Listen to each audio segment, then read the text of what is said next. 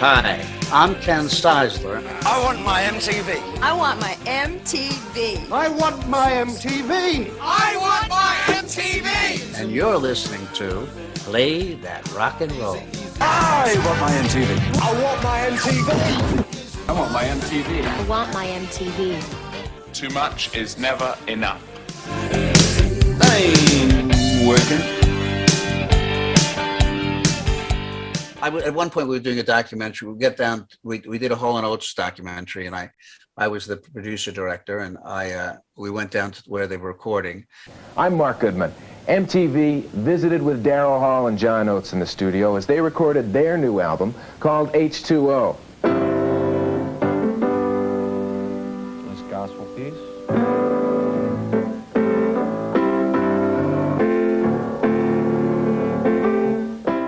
Mark was supposed to do the interview. Okay. And he got sick, and he couldn't do it. So I did the interview, but not on camera, just asking the questions.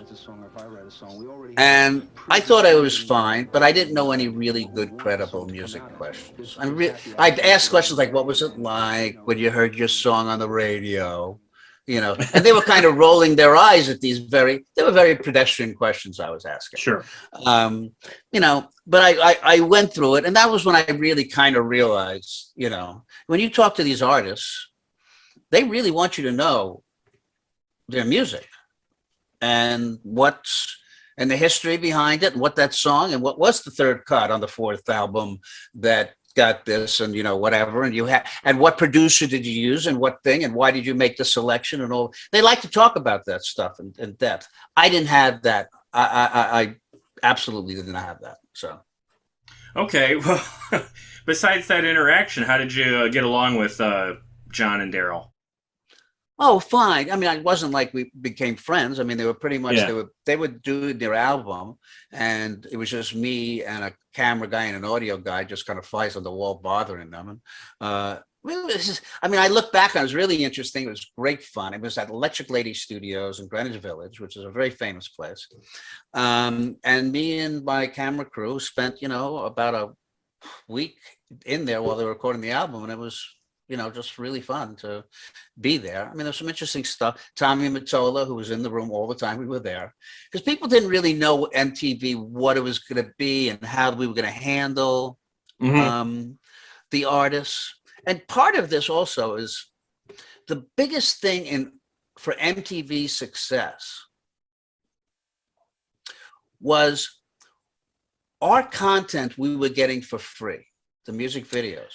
We were asking the music companies to give us the content for free. Yep. They questioned whether or not that was a good move. Why should we be giving it to them for free?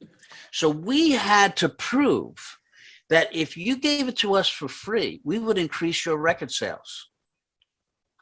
And that was the big thing that we really were trying to work on, is how do we increase a record sale?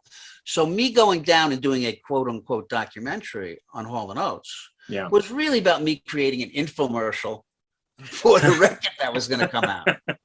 You know, so Tommy Mottola was very much in control of, you know, everything that we did and stuff like that. So and the boys didn't, like I say, at this time people didn't really understand what it was and why are we giving all of our music to these people? What's in it for us? Yeah. So it was a big thing. It wasn't until MTV was given the credit, and I'll tell you how that happened, for selling records. Go ahead. Credibility. Yeah, let's hear it. What's that? Bob Pittman knew that the way in order for us to get over this, you know, pessimism on the part of the music industry was to prove that we could make them money. Yeah. And I always remember there was a door that nobody knew what on the other side of the door was, but I think it was revealed on the other side of that door, there were like dozens and dozens and dozens of people on phone banks.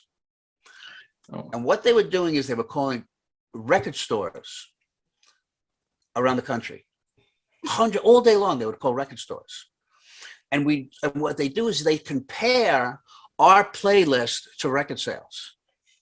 Oh, wow. So they would look at our playlist and go, oh, and we would experiment. We say, let's put this guy into rotation. Yeah.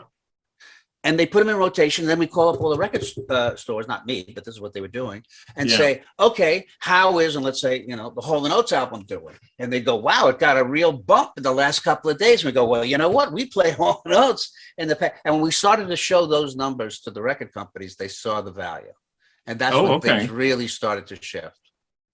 Then they started to send their artists down for interviews. Then they saw, okay, this is making us money. Yep. Interesting. Do you have any old tapes of that documentary, or has that been lost to time? No, as a matter of fact, I do have it, but I think it's on 3/4 inch tape. And I'm one of those people that threw out my 3/4 inch machine like years ago, but I do have.